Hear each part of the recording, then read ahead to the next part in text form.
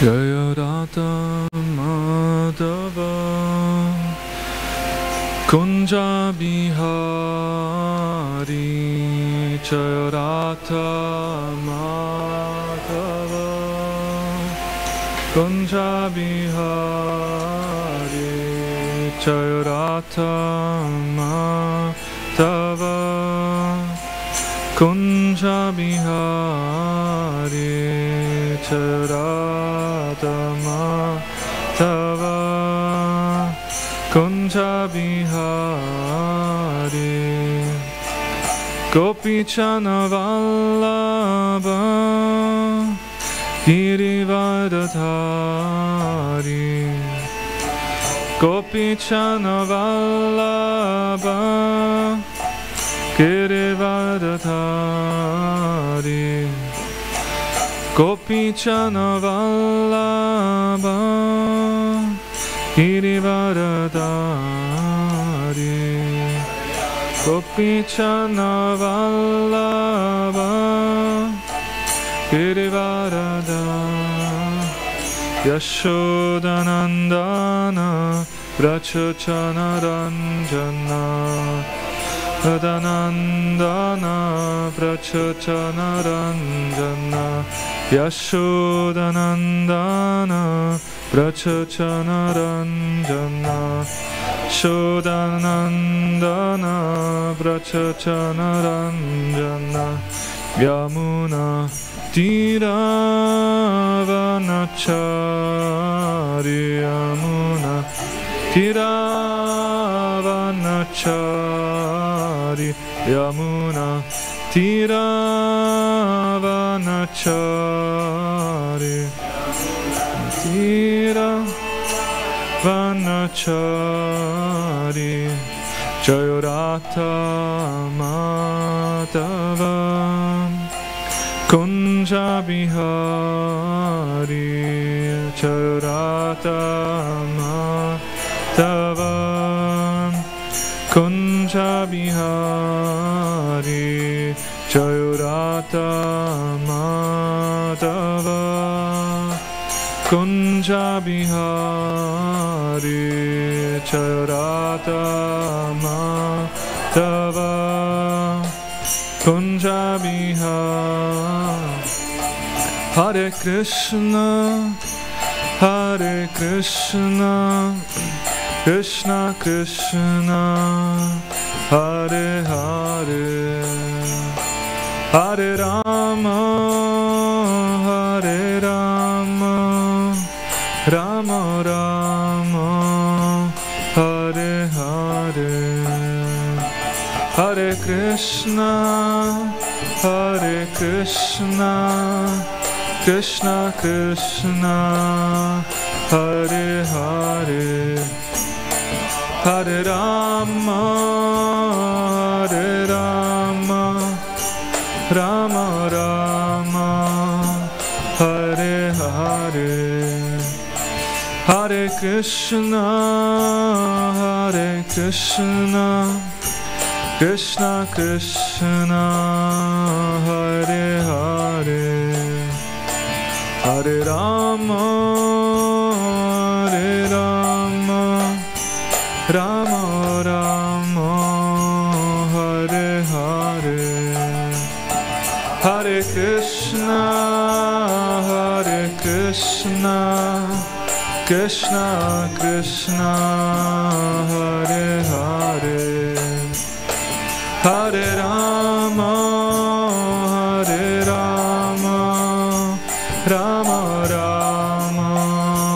Hare Hare Jaya Prabhupada Jaya Prabhupada Jaya Prabhupada Srila Prabhupada Prabhupada Jaya Prabhupada Jaya Prabhupada Srila Prabhupada Nitai Gaura Hari Bol Hari Bol Hari Bol Nitai Gaura Hari Bol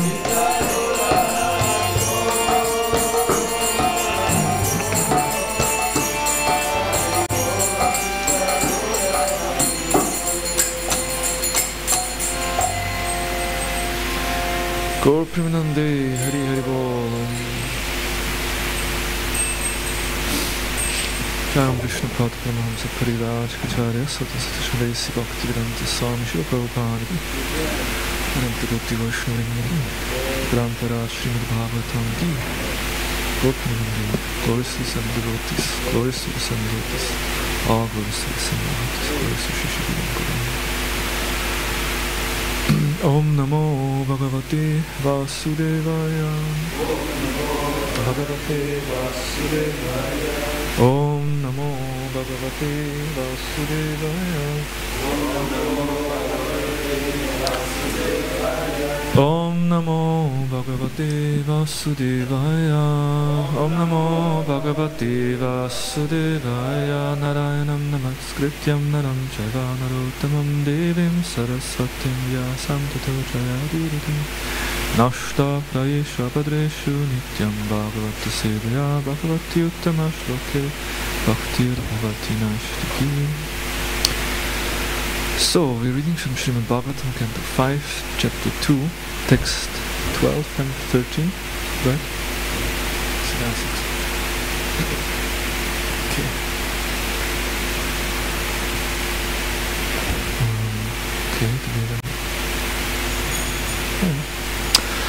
Lokam pradarshaya surittama tavakam me.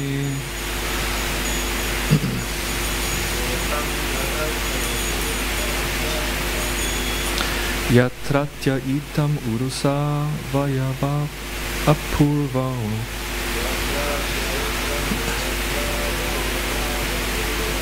Asmat vidasya mana unnayanao vivarti.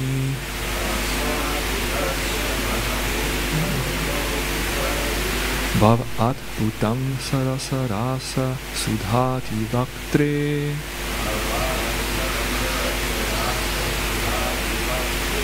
Lokam pradarshaya suritam tavakam me.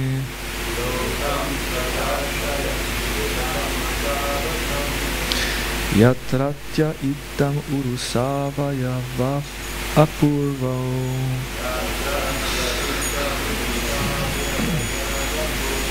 Asmat vidhasya mana unnayanau vibharti.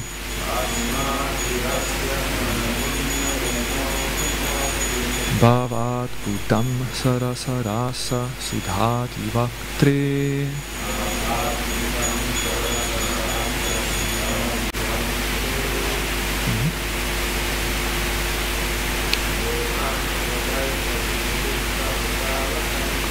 Lokam Pradharshaya Surittam Tavakam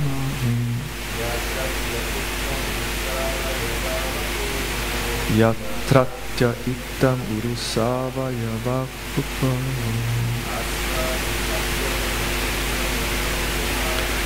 Asmat vidhasya mana unyano bibharti.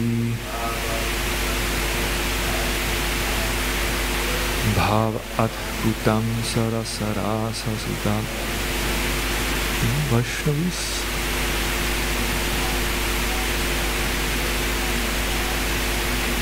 Lokam pradharshaya surittam tavakam.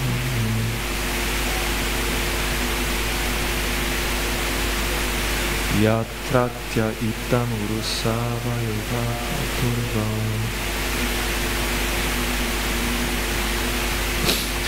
Asmad vidhasya mana unnayano bibharti. Bhav adbhutam sarasarasa sudhati vaktre. Lokam. Residential place. Pradarshaya. Please show. Surit Dhamma. O best of friends. Tavakam. Your. Me. Me. Unto me. Yatrataya. A person born wherein. Itam. Like this. Urasa. By the chest. Avayavo. 2 limbs, breasts. Apurva, wonderful. Asmad vidasya, of a person like me. Mana unayano, very agitated to the mind. Agitating. Vibharti, sustains. Bahu, many. Adbhutam, wonderful. Sarasa, sweet words. Rasa, amorous gestures like smiling. Sudha adi, such as nectar.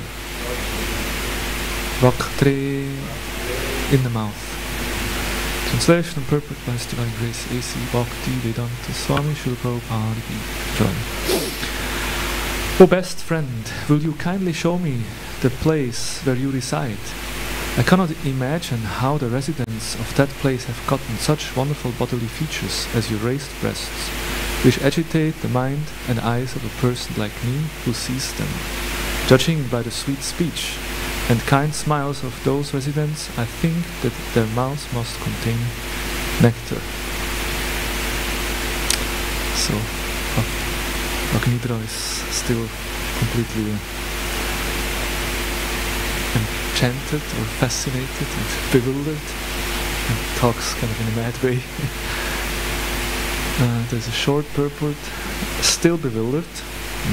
Agnidra wanted to see the place from which the Brahmana boy had come, where the man had such raised breasts, as he didn't understood that there is male and female.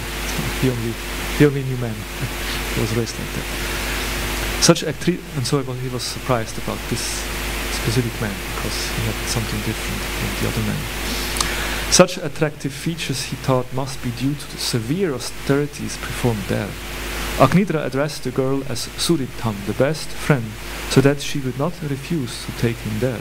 Not only was Agnidra captivated by the girl's raised breast, he was also attracted by her sweet speech. Nectar seemed to emanate from her mouth, and therefore he was increasingly surprised. I also read 13. Text 13 I also read. Text 13 I also read.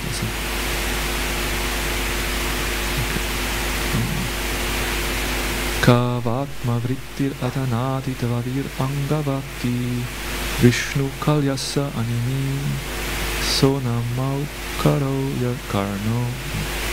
This is actually long enough. Udviknamina yugalam dvicha panka sochir asana bringa nikarang sara in mukam te.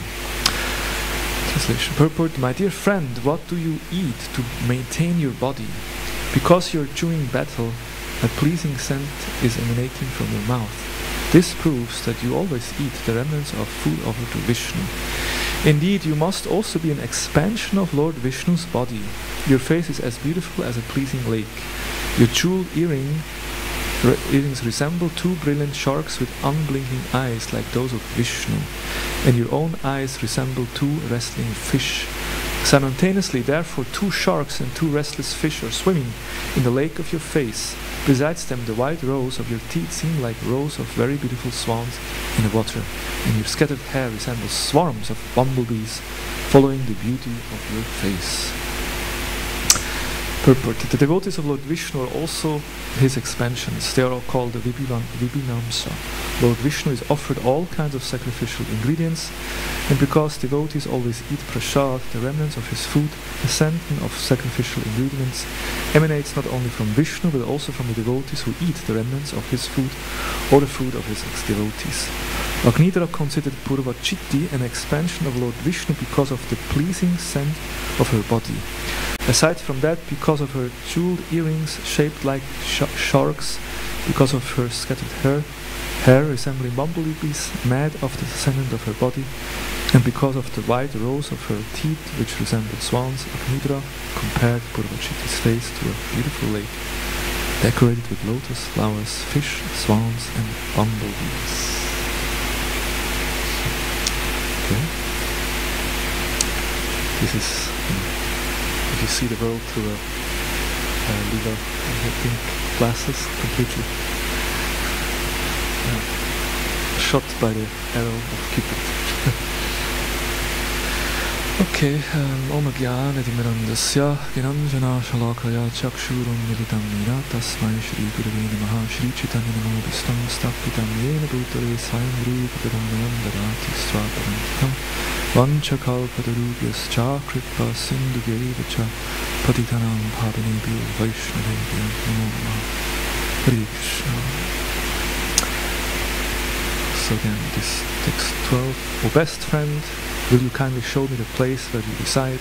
I cannot imagine how the residents of that place have gotten such wonderful bodily feature as your raised breasts, which agitate the mind and eyes of a person like me who sees them, judging the sweet speech and the kind smiles of those residents. I think that their mouths must contain nectar. And then we have this text 13 with the description of the beautiful face of Purvachiti. So, sometimes we may wonder why our scriptures have so many descriptions of this topic, sex life, sexual attraction. Sometimes I wonder, other religious tradition, most probably in their churches, in their mosques, in their synagogues, they're not speaking so much about this. But in our tradition it's very prominent. And sometimes people may also question, in a sense, like, what is your problem? Right? Sometimes people ask, like, sex life is very natural, well, what is your... Some people ask, sex is natural body function, so why is spiritual life against sex? Like, there's many... Often people think that religion is, against sex life, with a very conservative approach towards sex life.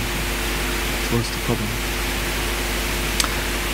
But spiritual life is not against the natural body function of sex, but rather it is against the unnatural aggregation of the bodily function in a hypersexualized mind and hypersexualized culture. Chaitanya Charana makes the point, and this is what it is, like, there's nothing wrong with sex life, but there is something wrong with a civilization which sex life is made the main goal of life, and the only goal, and the all in all. There's a problem with that. And that's what religion, or spiritual culture, makes the point, like, sex is, it's a natural bodily function, like eating and sleeping, that's okay, but it has its place, a very clear place actually. And a civilized human beings, they kind of in control of their urges, and they live a regulated sex life. Of course, you could argue that our approach is the other extreme, like the Western modern civilization. They have sex as much as possible. I just saw, like, in some Tagesanzeiger or Neue Zürcher Zeitung, they have an Umfrage, survey. They make a survey on sex life. Like how many times sex you have per week, and like all this. They want to talk about this. And of course, we know that people are very much indulged in it. And then in our tradition, we basically reduce it to almost zero, right? Because either you're a brahmachari, vanaprastha, or sannyasi, there is no sex life at all whatsoever. And if you're a grihastha, then ideally it's only for getting children, and otherwise also not. I mean, that's the idea that we preach, and of course reality is a bit different. We know that most, it's kind of part of partnership. There is also an active sex life for many, but still it's kind of restricted.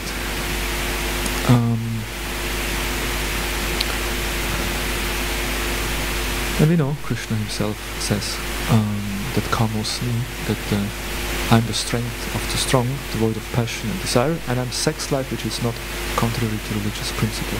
So the idea is that sex life has its place, but it should be in kind of in line with the religious principle. And what was also fascinating, and Mother Urmila has given a whole seminar on this. Maybe who has seen that seminar? Yeah. It's quite deep. You can find it on YouTube. It's quite old already. Just gives quite a deep analysis of what is sex life and how do we deal with sex life in different ashrams. In the Grihastha ashram and in the Brahmacharya ashram, two different approaches on how to overcome sex life.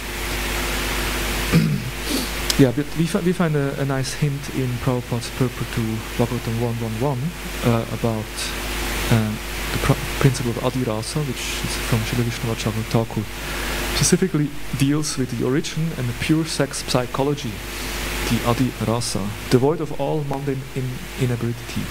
The whole material creation is moving under the principle of sex life. In modern civilization, sex life is the focal point for all activities. That's why when Prabhupada would see skyscraper building in New York City, he would say, it's all sex life. You may wonder, what this old Swami from India, he looks at the city and says all sex life. But it's all sex life because why do they build such huge buildings and why they have big cars and why they have so much opulence? Because they want to show off in front of the ladies and attract to enjoy sex life. It's all about that. Wherever one turns his face, he sees sex life predominant. Therefore, sex life is not unnatural. Its reality is experienced in the spiritual world.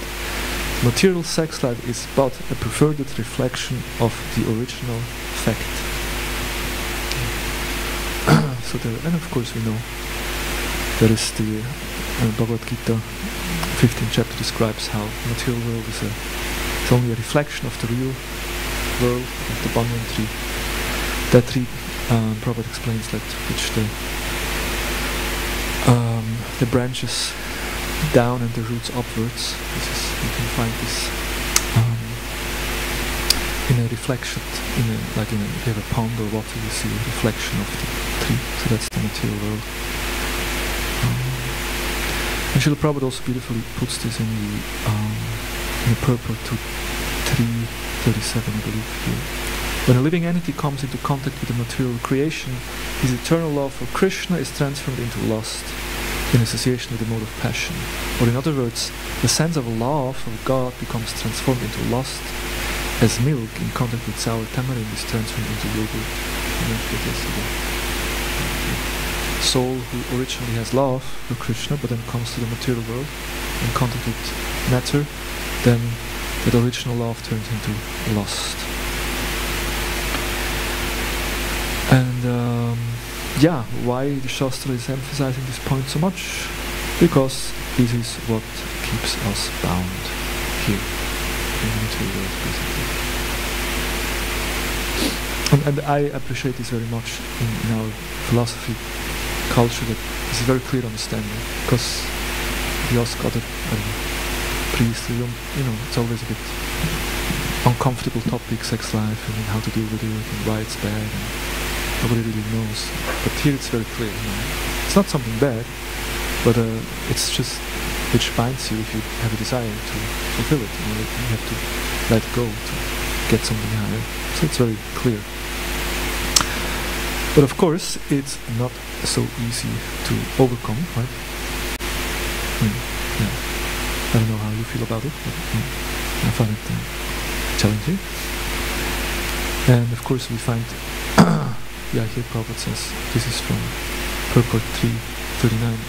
In the material world, the center of all activity is sex, and thus this material world is called Maitunya Agaraha, or the shackles of sex life. In the ordinary prison house, criminals are kept within bars. Similarly, the criminals who are disobedient to the laws of the Lord are shackled by sex life. And the crazy thing in this prison is people don't even know that they are prisoners. That's the most amazing thing. In the ordinary prison, they know I'm in a prison and I want to get out here. But in this prison, people even don't know that they're in a prison. And that which binds them the most, they think this is the best to do. It's like, wow, that's really a good prison. That's why no one ever, escaped Durga Devi.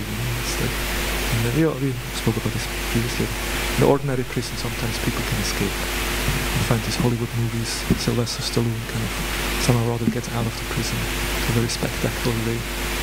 In Switzerland some years ago, one prisoner, he flirted with a guard, which was a female guard, and finally, they came together and she let him out. They run up both away. It's quite a scene. But that's not possible with Durga Devi. Okay? She will never let you out unless you're qualified. So now in this section of the Bhagavatam with Agnidra, we see how he is completely bewildered by seeing the beauty of a woman, because he was raised in a way that he never saw a woman, and all of a sudden he sees a woman. So he was completely bewildered. And this shows the potency of Maya, that a man becomes completely bewildered by the beauty of a woman, and of course the other way around. A woman can become completely bewildered by the beauty of a man.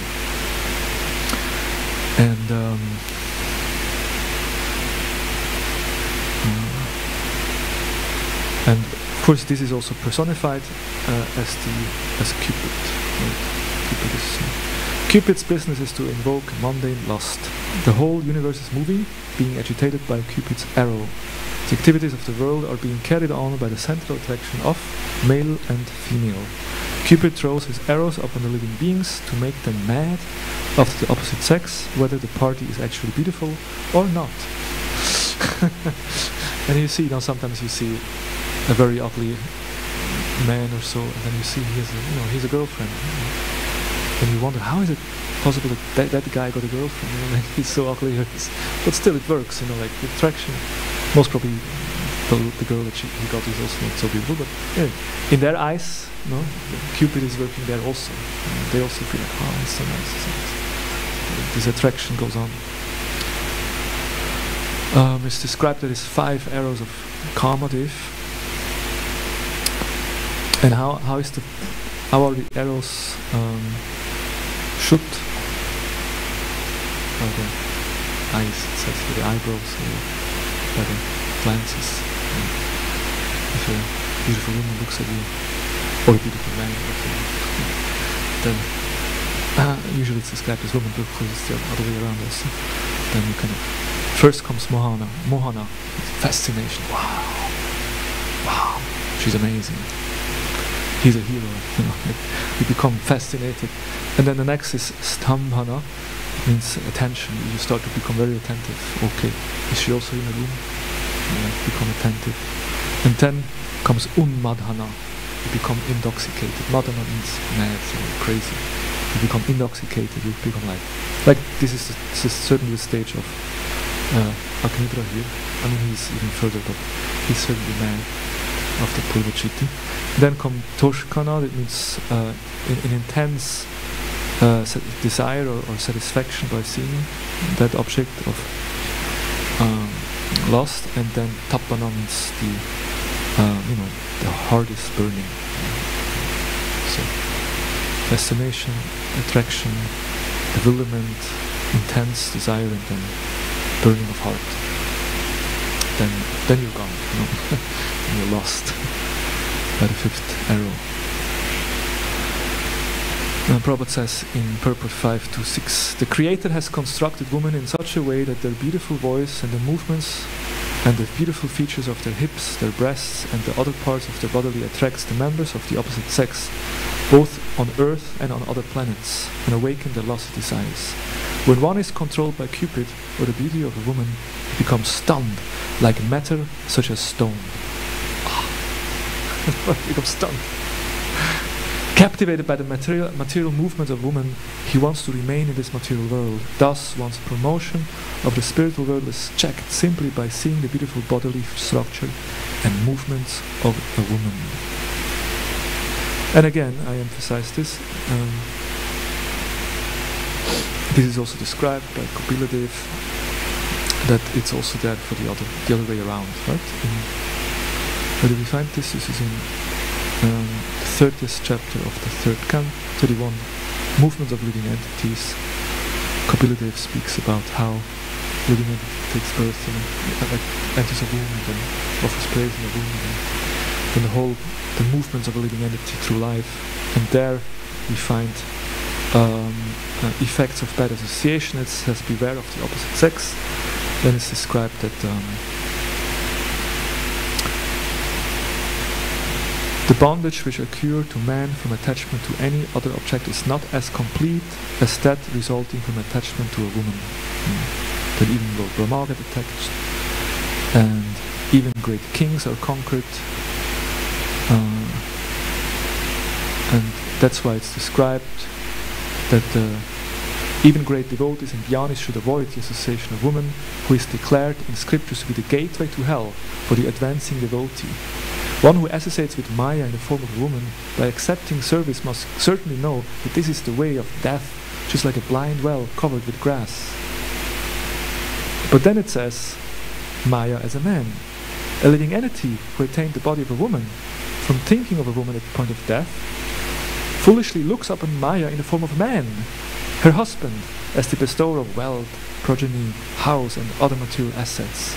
A woman should therefore consider her husband, children and a house to be an arrangement of Maya for her death, just as the sweet singing of a hunter is death for the deer.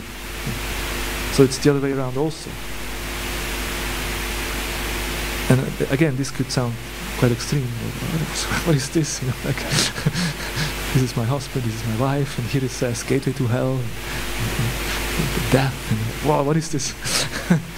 But the point is not that the husband is death or a woman is gateway to hell. It's if we have too much attachment to them, and if by that attachment we completely forget about Krishna, then that's the case, right? And why? Because it just binds us in the material world. It's just our samsara, the circle of rebirth, and it will just continue because of that attachment. That's the point. It's not that women are bad or men are bad or grihastha ashram is bad. No, it's just the attachment which is the problem. And therefore we, of course, train ourselves before we enter grihastha ashram. Usually best is you first be a brahmachari, live in an ashram, get training, and then you enter the grihastha ashram. And then you have a proper understanding, and you can have a Krishna conscious family life where you don't fall victim of these allurements or challenges.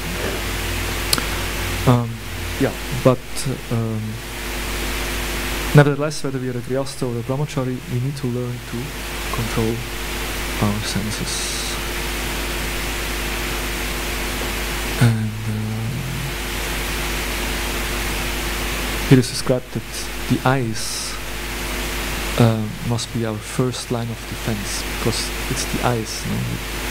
Yesterday we heard Dayate Vishayam Samgasteju Pajayate, that while contemplating the object of the senses, a person develops attachment for them, and from such attachment lust develops, and so on. So one has to learn to control the eyes where we look and where we should not look, and one should be very determined in this.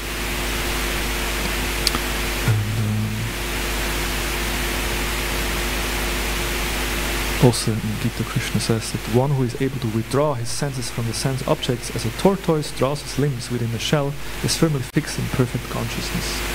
So a yogi is able to just withdraw his senses. And in his purport, Prabhupada, his amazing purport, where he says that a Krishna conscious person only engages his senses in Krishna consciousness, plus in no other activity. Quite a high level. Are you engaging your senses only in seva? That means you never use your senses to see something for your own enjoyment. It's very high level.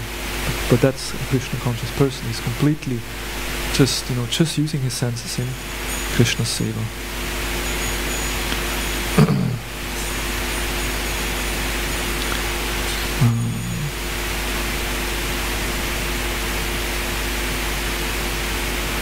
So how to deal with this? One way is, of course, we have to.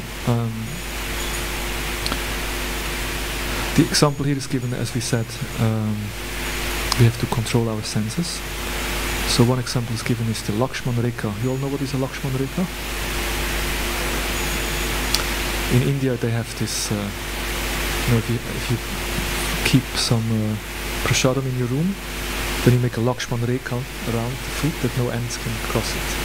It's like a kreide, and then you make a circle around on the floor and you put your prasadam plate and then no ants can enter, because it's a Lakshman Rekha. Lakshman Rekha is when Lord Ram and Sita and Lakshman were in the forest, and then this passed them with the golden deer, right? All of a sudden golden deer comes up, and then Sita, such a beautiful deer. I want to have it, maybe I can use it as a pet animal when we go back to Ayodhya. As a souvenir from the forest.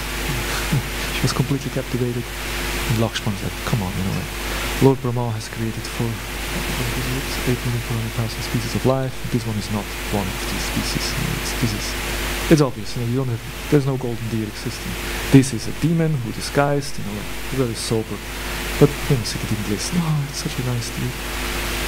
And the deer was running away. Ram, please get the deer. And then of course Ram runs behind. To teach, as a perfect husband, you fulfill the desire of your wife. Any desire, you have to fulfill it. That's the duty of a husband.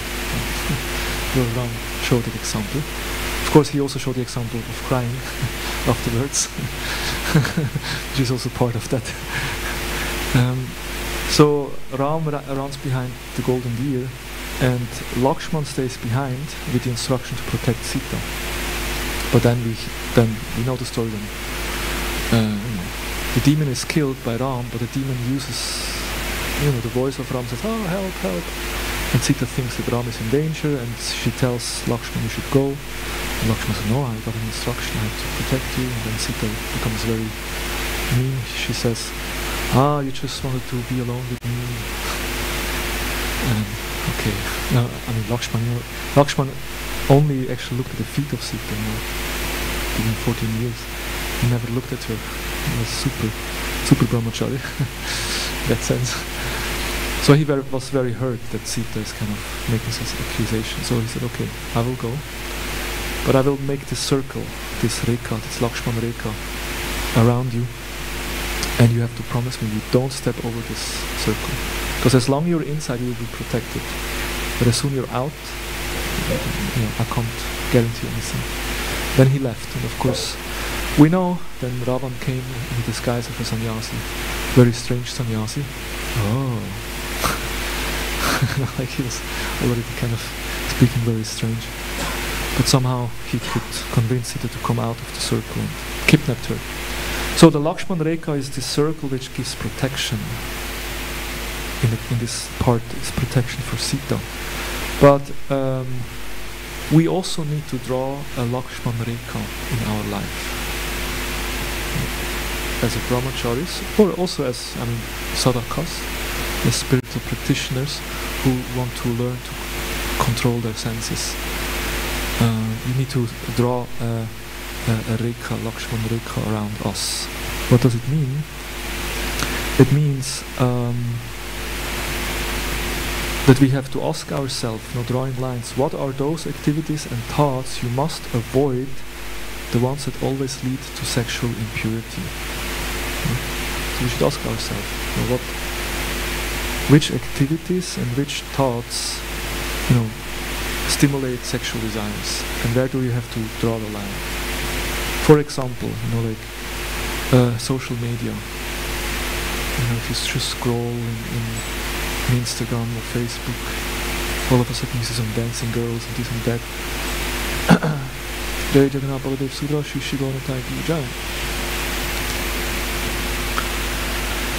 So there maybe you have to make a strong Lakshman Rekha, like you have to kind of draw some lines in your life. Maybe you should just delete the Instagram app on your phone. Just don't use Instagram anymore. And of course, if you go on Harinam or so, and you don't look at the beautiful girls. That's kind of a Lakshman Rekha that you have to draw for yourself. So that can be a good meditation on asking ourselves. Sexual. This is, Mahatma Prabhu. He did a whole seminar on sexual purity for man. So he makes this point here. Sexual attraction and sexual activity are in a mode of passion.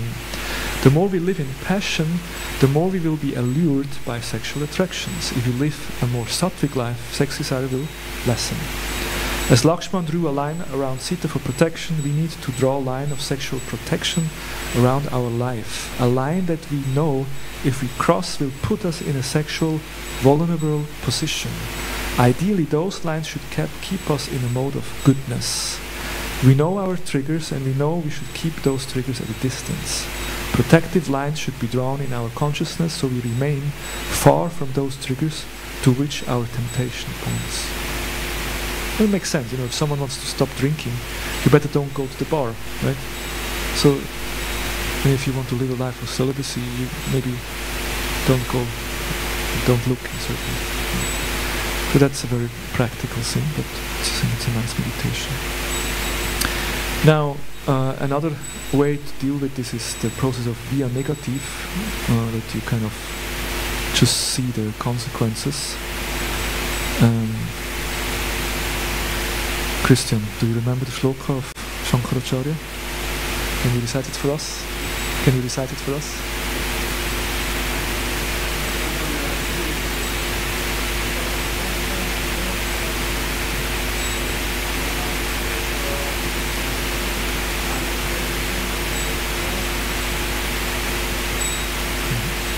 Thank you. Having seen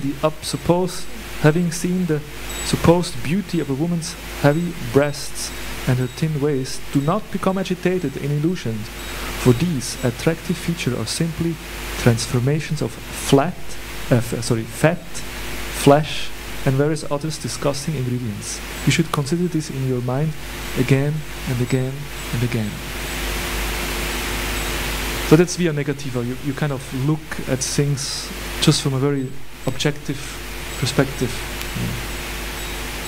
And in some way it's interesting, you know, like, yeah, what a body, like, we speak of this attraction between man and woman, you know, a woman most probably finds attractive if a man has a, how do you call this, the six-pack, you know, like, very nice, and big shoulders and muscles, you know, like, and then a woman's like, wow, it's really attractive. And a man, you know, women, you know, of course, breasts and this and that, certain forms a man likes. But if you look from a very objective point of view, I mean, it's obvious there is some, like, a spell, you know, like there is an illusion over this that you find it so attractive, you know. And it's like, why? I mean, why? You know, just because it's, what is the body? It's just, you know, it's skin, it's fat, it's blood. So why are we so much, like, completely bewildered? No, it's like, why? I was just asking yourself why. So, of course, Prabhupada tells us the story of the liquid beauty and how, you know, you become a little sober and look at why is it so. And that's why Shankaracharya says you should think about it again and again and again. You like, become a little sober, you know. And we can understand this is just how the world has been created by the Lord. This is the illusory potency that works, and of course it's important that the world can continue. You know, that this attraction is there, so that, you know, children are born, and that the human race and also the animal, everything goes on. But as a sober human being, one should learn to control this urge and understand what it is. There's much more to say about via negative, but we skip this because just to look at the bad effects of it or the illusion of it will not be enough. What is actually required? Higher taste, yes. Parandristva nivartanti.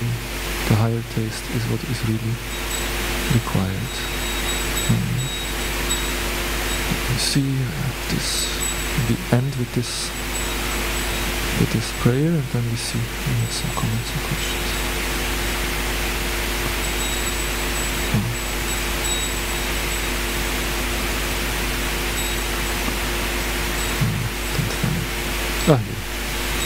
This is from Srila Rupa Goswami in his Padyavali. He says, not by wearing saffron clothes, freshly dyed, but just not by wearing saffron clothes, it's not enough.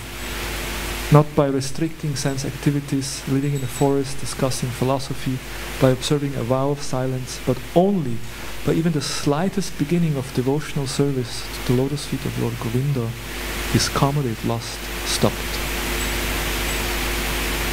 So we may think, oh, there's so much lust, I have to put on saffron, I'm a brahmachari now. You identify yourself, I'm a monk, or a brahmachari. There is ladies also who say, I don't. Like, Rukmini is saying, why should I accept like a materialistic man who has a beard and how do you say, a mustache, and like just basically a bag full of bones and flesh, and why should I get such a husband? I want Krishna. Krishna is a Satchitananda Vigraha. He has a transcendental body, and the relationship with him is eternal and perfect. Why should I get such a man? So yeah, the point is not by just putting saffron renunciation, not by living in the forest or discussing. We did discuss philosophy mainly, and it's helpful. Of course, it helps to sharpen the intelligence, but it's not enough. It's not enough. But even if we develop a little devotion for Krishna, then lust can be stopped. And therefore, the process of devotional service is so powerful. Prabhupada says, when one is attracted by the transcendental beauty of Radha and Krishna, he is no longer attracted by material feminine beauty. That is the special significance of Radha Krishna worship. So basically, if you develop attachment, attraction towards Krishna in the form of his deity, in the form of his holy name, get a higher taste, then we will lose more and more taste for other things, that is attraction, become less and lesser. And sometimes we may think, oh my God, it's not going to work for me, and it's still so much. But we should have faith, and we see so many examples of devotees who actually have done it. The process works. We can have faith that if you just continue to practice and absorb ourselves, more and more we will develop this higher taste, and more we can give up. Just have to remain steady and continue, and then we get a blissful life of spiritual, deeper realization and happiness, which is far beyond this material, very limited, insignificant pleasures which the world can offer. Hare Krishna, Krishna Krishna, Hare Hare, Hare Rama, Rama Rama, Hare Hare. Hare Krishna. Any comments, any questions? Yes.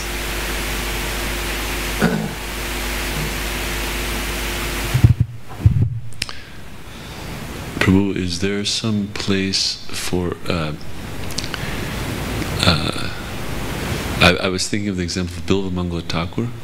So he had a lot of attacks from Mr. Lust in his earlier period, and he took an extreme measure. He took a very extreme measure, oh my God.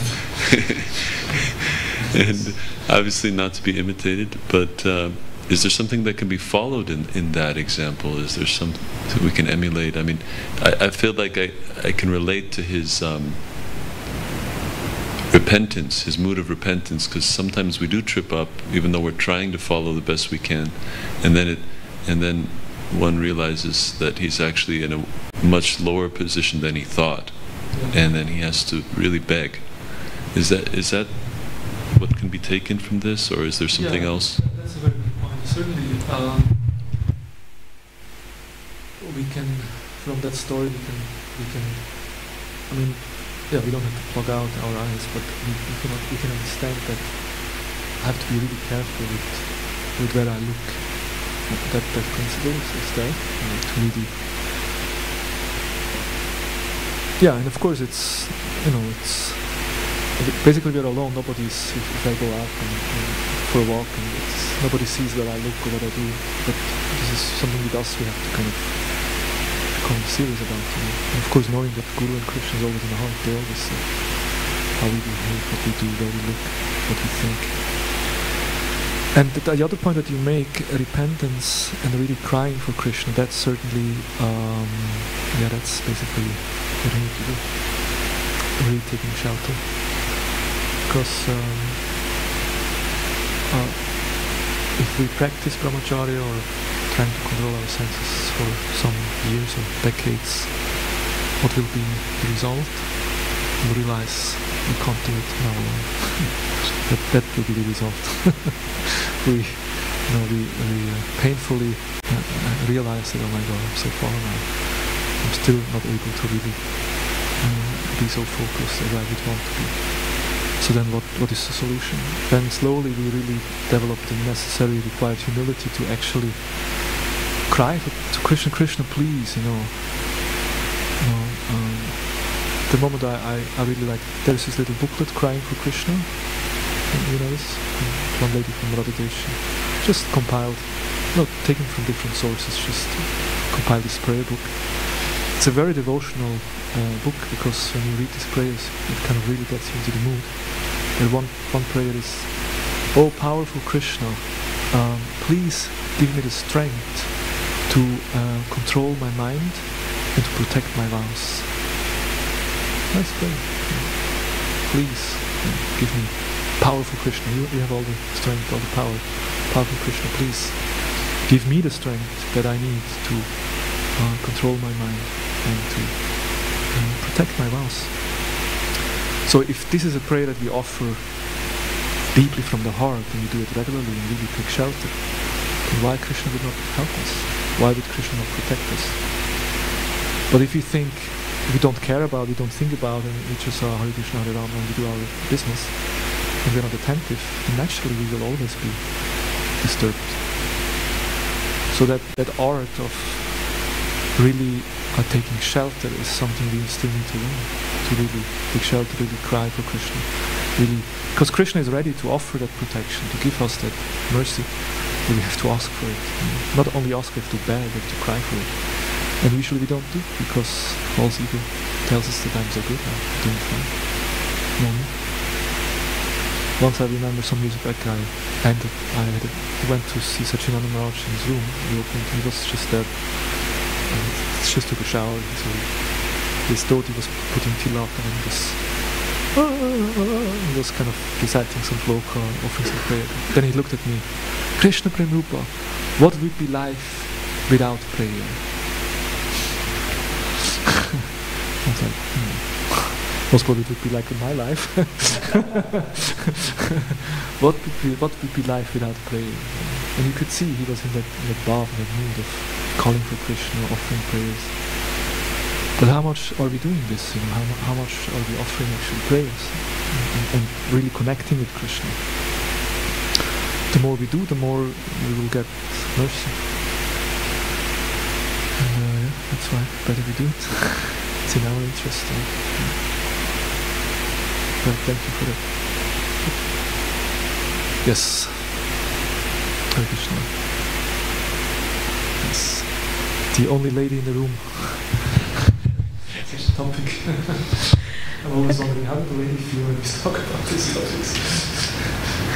Thank you very much for the class. I have also a question in this topic. Maybe you can give some practical tips what to do when this impulse or sexual desire come in, and how to overcome it.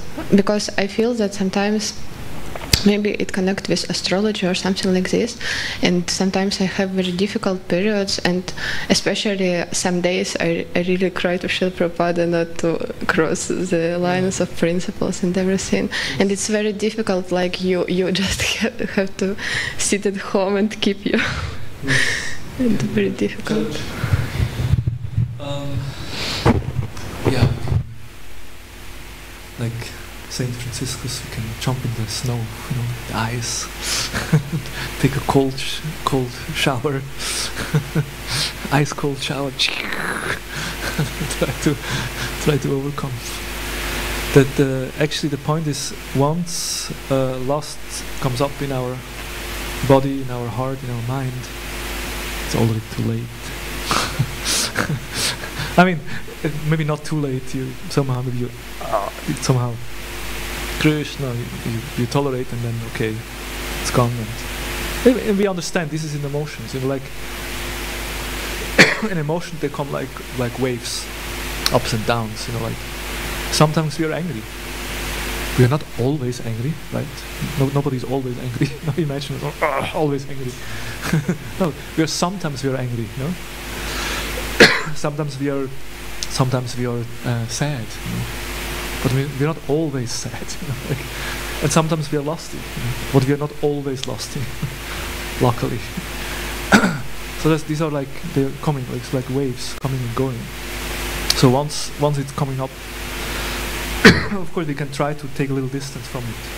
I'm not this body, I'm not this mind, I'm not this emotion, I'm a spiritual soul sitting in this body and observing now this wave of lust. But it's not me, I have nothing to do with it. And we can try to distance ourselves from it. And understand it will go, you know, just wait, it will go. And that's one thing.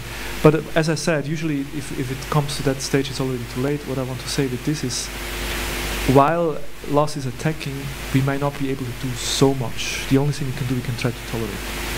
But we can do a lot between the time in between, you know, like lust attacks, and then, you know, that maybe for 2 weeks you're peaceful, and then again lust attacks. So where we have an influence is in the between the two attacks. Where we have an influence is not when lust attacks us, but in between. Because the way we live our life will determine the strength we have when lust attacks us next time. In these 2 weeks, if I really focus on my chanting, I have good rounds, I read Shastra, I sharpen my mind, I pray to Krishna, and the next time lust attacks, I'm much more equipped, spiritually strong. So that's why we should not so much, I mean, yeah, whatever we can do when we are attacked by lust, but we should focus on what we can do in between. And as it was mentioned before, the more sattvic life we can live, the better. That's why we should make a conscious endeavor to always live a sattvic life and prepare ourselves by becoming spiritually strong. That would be my answer. Okay, yeah, one. Just about previous samskaras, I think that's one issue that I have. What can you do about that? You know, it comes up sometimes, and it's like it's very powerful. It can be lust, but it can be other material attachments. And then what to do, or like, you know, how to, because it's been years and decades, and still it's so powerful. So how can we overcome these?